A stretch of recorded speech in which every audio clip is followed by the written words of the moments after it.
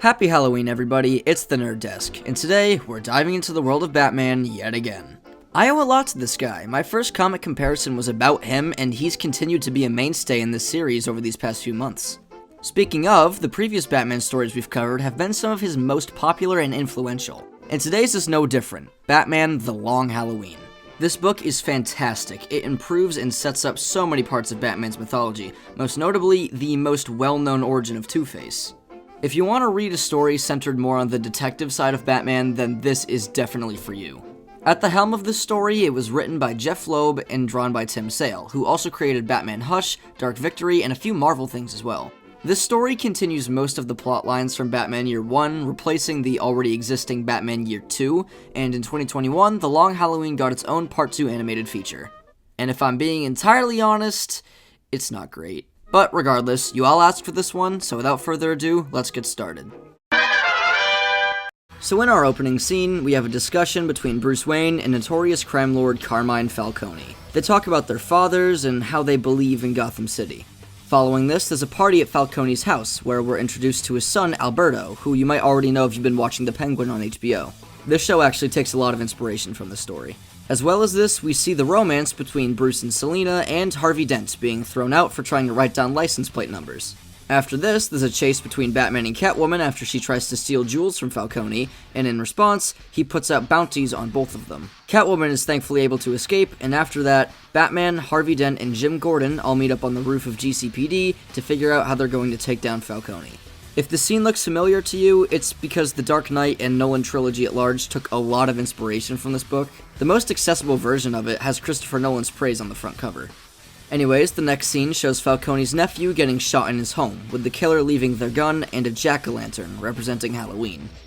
Batman, Harvey, and Gordon are all called in to begin the main investigation. Eventually, Batman and Harvey end up finding Falcone's cash stockpile. It was all brought here because Batman had ensured that it couldn't be laundered in the banks. In the movie, Catwoman brings them there, but in the comic, it's more of a hint. They burn the money and it enrages Falcone, who responds by having Harvey's house bombed by Irish mobsters. Now this is where the comic and movie differ heavily. In the comic, right after the bombing, Harvey goes undercover as one of the mobsters to figure out who ordered the bombing while his wife is hospitalized. But in the movie, Batman and Gordon interrogate one of them while Harvey ends up in the hospital before escaping and walking around Gotham Rick Grimes style. This feels like a pretty needless change because the comic has a more clever twist to it. The way that Batman apprehends all of these guys has changed too. The comic has Batman get most of them off screen, but he has to chase the ringleader down to the sewers and he fights off Solomon Grundy. But in the movie, it's a drawn-out fight against the mob who are replaced with Yakuza warriors, and Grundy gets a small scene at the end. Again, kind of a useless change because it doesn't really add anything. Anyways, after that, the mobsters are let go, and at a restaurant, they all get gunned down by the same person who killed Falcone's nephew in the beginning. This mysterious killer, who is the overarching antagonist of the story, will be referred to as Holiday, and they're going to be very important. Following the killings on Halloween and Thanksgiving, it's now Christmas Eve, and Gordon and Batman go to Arkham Asylum to visit Julian Day, the calendar man, who's kind of a weirdo. Taco Tuesday. Who wants a taco? I mean, if there's a serial killer who's only attacking on holidays, then the guy who also commits crimes on certain days would be a prime suspect. Anyway, Judge Holden over here says a bunch of cryptic things about who Holiday is and when he or she will strike next, and in one of his last clues, he drops the word joke. Batman hears this and immediately goes to another cell, telling the guard to open it, only to find that the occupant has escaped. And as you can imagine, the next scene shows none other than the Joker in Harvey Dent's new house. I'm gonna sidetrack for a moment here. I really like the inclusion of Joker in this story. You can tell he and Batman have more history than the others, but he only gets a little time in the spotlight. It feels like a breath of fresh air because maybe it's just me, but Joker seems very overexposed in recent media. Humu humu nuku nuku apu ah. Between all of the memes and the new trash movie, he's just everywhere, which is unfortunate because Batman has other cool villains too. Don't get me wrong, I love the Joker, but I don't want what happened to the Batman Who Laughs to happen to him. Back to the story, Joker attacks Harvey before leaving, gasses some mobsters, and then attacks Falcone at his house. Is this the face of a killer? As he leaves the mansion, Falcone's bodyguard gives chase before being shot down by Holiday, making him the Christmas murder. Moving into New Year's, Joker is attempting to gas half the city during a party. Batman thankfully stops him and questions him on why he's doing this. He explains that he isn't Holiday like Batman had thought, but he wants to find and kill Holiday because he sees these murders as competition to his game. See, this here is a good way to include him without making him the main villain, and across this entire segment he's got plenty of fun moments. As this is happening, Alberto Falcone is shot and killed on his father's yacht, falling overboard. Right after this, Harvey returns home from the New Year's party with wet hair, even though he was wearing a hat. In the movie, this is the last murder for part 1, and it ends with the main three talking on the GCPD roof concerning who the killer is and what they'll do next. It's a decent cliffhanger and gives good expectations for part 2. Just going over anything I missed real quick, there are a few smaller scenes of Gordon talking to his family and watching over Harvey, especially in the movie. As well as this, Falcone and his family get a few smaller scenes as well, which sets up the troubled relationship between Alberto and Carmine. Opening part 2 of the movie, the Valentine's and St. Patrick's killings are completely glossed over, in favor of an opening montage that includes Bruce signing over parts of Wayne Enterprises to Falcone's business. This is kind of a dumb change because even though the killings are just henchmen getting killed off, it jumbles up the order of things that make more sense in the book. And the movie also completely skips over April Fool's Day. On this holiday, Carmine hires the Riddler to try and figure out who Holiday is, and he throws around a few suspects like Catwoman and even Carmine himself. As he gets kicked out, Riddler is confronted by Holiday, who fires around him before leaving. It's a nice little moment, shows Carmine starting to employ more costume criminals, and has a pretty funny punchline of Holiday not killing on April Fool's Day. Anyways, after those two murders, Bruce Wayne is interrogated by Harvey and Gordon due to him collaborating with Falcone, which right after is explained by Poison Ivy, who in the movie appears out of nowhere, being hired to mind control Bruce. Thankfully, Catwoman notices something is wrong and is able to rescue him in a pretty cool fight scene. As this happens, Falcone's daughter, Sophia, arrives in Gotham to see her father. I want to go back to Catwoman for a moment here because a big difference between the movie and the book is her role in the story. In the book, she has her own smaller investigation into Carmine and his mob for her own reasons, and that brings her and Batman closer throughout the story. But in the movie, she still does that, but she's shoved into places where she doesn't really need to be. There's extra scenes of her and Bruce or her and Batman talking about their relationship or lack thereof. And she basically drip feeds clues to Batman throughout. But in the book, she'll help him from time to time, sure, but Batman mostly works it out himself. For example, the scene I mentioned earlier where Harvey and Batman burn Carmine's money. In the book, it's just the two of them, but in the movie, Catwoman is there too, walking around like that one person who thinks she's part of the friend group. Shut your f***ing mouth! Don't get me wrong, Catwoman is a great character and is in my opinion Batman's best love interest, but she doesn't need to be his babysitter. And unfortunately, that's not a joke, that's actually what happens. On Mother's Day, after Calendar Man drops another G-Funk verse, Batman chases down the Scarecrow who escaped Arkham. He gets gassed, and in the movie, Catwoman is literally mistaken for Martha Wayne, and she brings him back to the manor. In the book, he gets gassed, and as Bruce Wayne, he gets chased by the police through the cemetery, which is a way better scene. And for the Mother's Day murder, Holiday kills the guy making all of the guns that they've been using. Next up, on Father's Day, Bruce is put on trial for fleeing the police in the cemetery, and Harvey actually grills Alfred pretty hard as a witness. But after Alfred gives a pretty smart speech, Bruce is let go. Then the next scene cuts to Sal Maroni, who I've yet to mention. Maroni is a rival gangster of Falcone, and the two of them have been feuding for a long time, and because some of his men have been killed by Holiday, he wants to end the killings as well. He visits his father for Father's Day, who suggests that Harvey Dent might be Holiday. And after Holiday actually arrives and shoots Maroni's father, he decides to take action, arriving in Harvey's office and agrees to incriminate Falcone in court in exchange for his charges being dropped. Next up, Independence Day, and another huge divergence happens. We will not go quietly into the night! In the comic, the Gotham coroner is shot and killed, and the rest of the chapter is mostly just dedicated to characters like Gordon, Harvey's wife, and then Batman and Catwoman taking down Scarecrow and the Mad Hatter. I will say, Gordon and his subplot really get sidelined in the movie. He's one of the main three characters in the story, and unfortunately, he just doesn't get that much attention. I mean, Harvey's character isn't great in the movie either, but at least he gets good screen time. Speaking of, in the movie, Independence Day is really bad. Someone tries to kill Harvey in the middle of a public space, but gets saved by Catwoman. Again, her coming out of nowhere. And then, the assassin knocks out Catwoman, so Harvey starts chasing him down like that one Spider-Man meme. Shocker! I'll chase you to the ends of the earth! He falls unconscious and then wakes up to find the assassin dead with blood on his hands, and then he starts hearing a voice in his head. Down here! What do you got?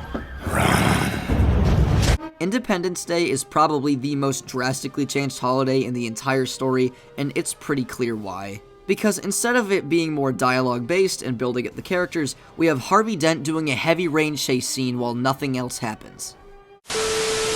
I'm just jumping in post-recording to clarify, the Scarecrow Mad Hatter fight scene, that still happens. I just forgot to mention it, so sorry about that. For the next holiday, it's Carmine Falcone's birthday, and he's hosting a party at his penthouse while Maroni goes on trial. This is arguably the most famous part of the story because during the trial, Maroni says some clever lines before throwing acid into Harvey's face. That's nonsense. Go in, gap. In the comic, this is great dialogue, and it was set up very well.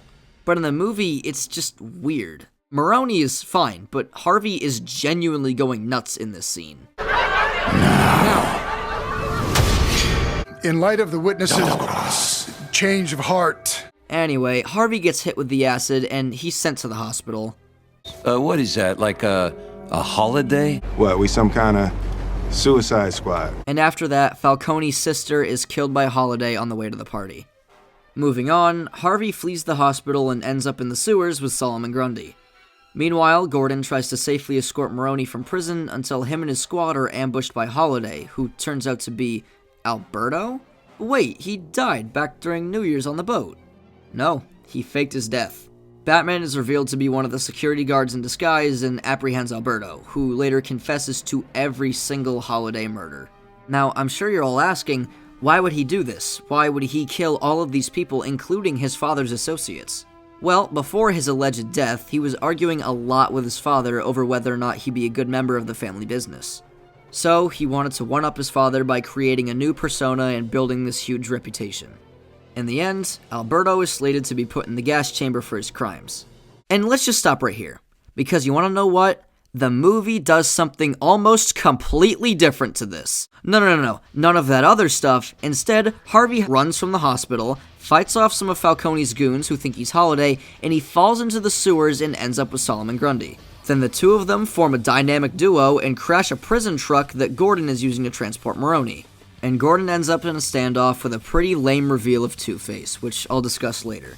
Batman is still revealed to be in disguise, and they all talk before Holiday appears and kills Maroni.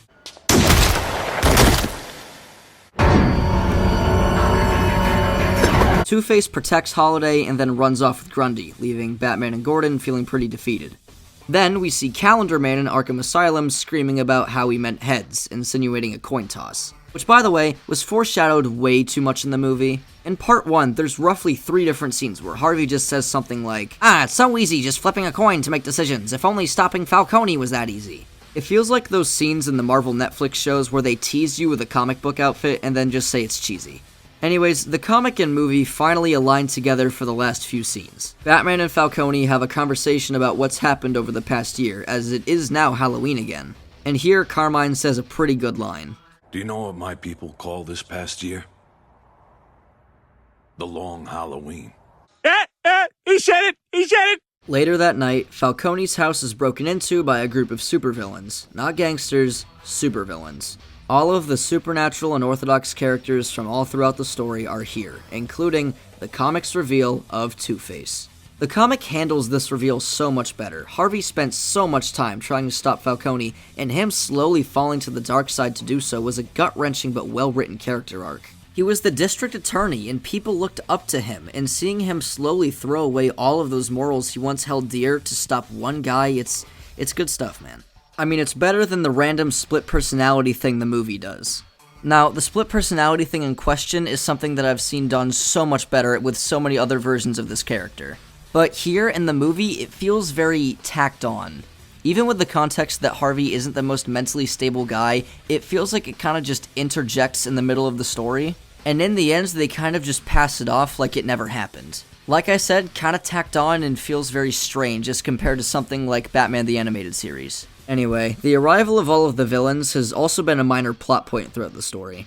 There's repeated mention of Falcone's age and how he's one of the last crime bosses left, and weirdos like Joker and the Penguin are the new guys in town. And granted, some of them exist because of Batman, but really, if you think about it, one random act of violence caused Batman, one bad day caused the Joker, and one more day caused Spider-Man. Avenge me!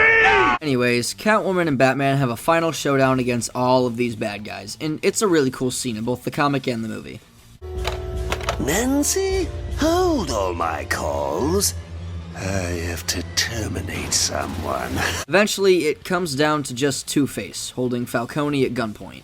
He gives a speech on justice and rules before flipping his coin and shoots Falcone dead. Guilty. No! No! Now, in the book, Carmine dies instantly, but the movie does have one little detail that I did kind of like. And you, Bruce? I believe in Gotham City. Do you still believe? Yes, I do. Meaning that Carmine likely knew that Bruce was Batman, and he's trusting him to keep the city safe. Maybe I'm reading into it too much, but I did like it. Later that night, Gordon, Batman, and Two-Face meet on the roof for one last time, 1 year after their initial promise. They talk about what's happened to Harvey, and if bringing down Falcone was really worth it, if it brought all of this onto Gotham. Batman says that Harvey abandoned every moral he once held dear as the DA, until Harvey turns around, puts his hands up, asking Gordon to lock him away. Arrest me, Jimbo. I'm responsible. Before they leave, he says one last thing, that there were 2 holiday killers. After an interesting conversation between these 2 specimens, Batman arrives at Harvey's house to find Gilda, burning holiday gear, and talking about why she would have done the murders. And she ends her speech and the story by saying that she believes in Harvey Dent. There were some things I didn't cover, like smaller conversations or characters like Sophia Falcone, who doesn't really do much in the story besides tie Carmine to Maroni in a small way, but aside from that, there wasn't really much else. This is a genuinely great mystery. It makes you seriously think Harvey Dent is the killer, and it makes the ending better because even with the evidence implicating Alberto and Gilda, there is still no concrete answer as to who Holiday really was. It still could have been Harvey. I've even heard some people say Riddler was one of the killers. It's up to the reader to figure it out, kind of similar to The Killing Joke, and that's the genius of the story. But, you want to hear something funny?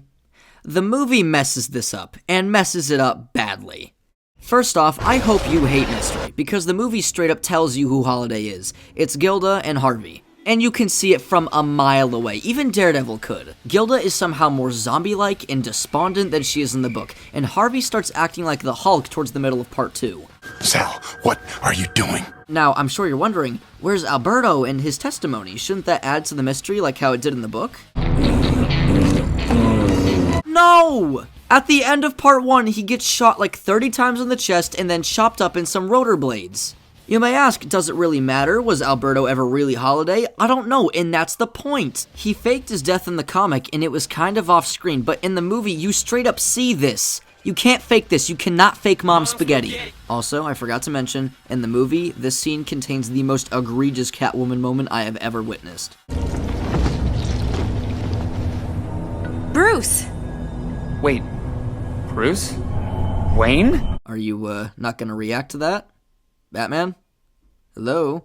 And then Gilda is revealed to have committed the murders not because she loved Harvey, but because she wanted revenge on Falcone for splitting up her and Alberto when the 2 of them were young. What is this? This subplot was nowhere to be found in the book, and the movie just made it up. And I kept good track of all this. I read a third of the book, then watched the first movie, another third, the second movie, and then the last of the book. I was paying attention. I looked like Charlie Day from the Pepe Sylvia gag. I was pretty shocked by how basic the whole movie version felt. The comic makes you think and look at the evidence and the plot like Batman does, and as such, you really get something out of it when you're done. The movie is just how Harvey Dent became Two-Face, unlike the comic, which is how Harvey Dent became Two-Face and how Gotham changed from crime bosses and gangs to superpowered freaks, and Batman becoming the detective we know him to be. Like I said, the movie is basic, and that unfortunately carries over to the designs and animation. I will say some of the supporting cast looks good. For example, Calendar Man is pretty easy to translate, and Joker still has those exaggerated proportions, but Catwoman's outfit looks kinda dull. I mean, it's between this or a goblin, to be fair. As for Batman, he has the most basic default batsuit of all time. In the book, he's this hulking, muscular figure, and for this story, meant to set up a more fantastical world going forward, I think that makes sense. The animation itself also isn't great. There are a lot of fluid scenes, and some shots do look pretty good, but a lot of it is really stiff, and you can tell with some of the fight scenes. A lot of the issues with the animation, though, can be chalked up to one thing: the Tomorrowverse. Those movies are terrible. The Tomorrowverse is this strange anomaly in DC animation. Most of the movies are subpar, they definitely don't top what came before, and they all have this very whatever animation style. The way I see it, this movie should have been its own separate thing with its own art style like Dark Knight Returns. I mean, it contributes nothing as part of the Tomorrowverse, so I don't really get why it's included. As for casting, noteworthy inclusions are Fred Tatasciore as Solomon Grundy, Josh Duhamel as Two-Face, Naya Rivera was pretty good as Catwoman, and it is really sad what happened to her. David Dastmalchian returns from his throne of Best Character Actor to voice Calendar Man, and he does a great job. Calendar Man was one of the best parts of the movie in my opinion, so lending him a good voice was cool to see. There's lots of crazy out there these days. Troy Baker is here giving his take on the Joker. He's played both Batman and Joker before, and I think he did a great job here. Even with everything he's been in, this was a pretty unique voice of his. I'm not going to kill you. Not tonight, anyway. And for the Dark Knight himself, Jensen Ackles. Fab Five Freddy told me everybody's fly. DJ's spinning, I said my. He does a pretty good job here. I've come to realize that a lot of VAs can do a decent Batman after hearing just Troy Baker and Kevin Conroy for so long. So, as you could probably already guess, Batman The Long Halloween is a far better comic than movie. The movie just fails to recreate such a well-crafted, thrilling murder mystery, and I would not recommend it. However, the comic is fantastic and is something that I'd recommend to anyone who's a fan of crime thrillers or Batman in general. Anyways, the poll for the next comparison should be up by the time of this video's release, so go check that out. And with that being said, thank you for watching today's video. I hope you found it entertaining and informative. Be sure to like and subscribe to see more like it. Leave your thoughts and opinions in the comments below. Happy Halloween, and I'll see you nerds later. Sylvia White ain't nothing but a holiday. Sylvia White ain't nothing but a mistake. Sylvia White, I never wanna hear you say I want it that way.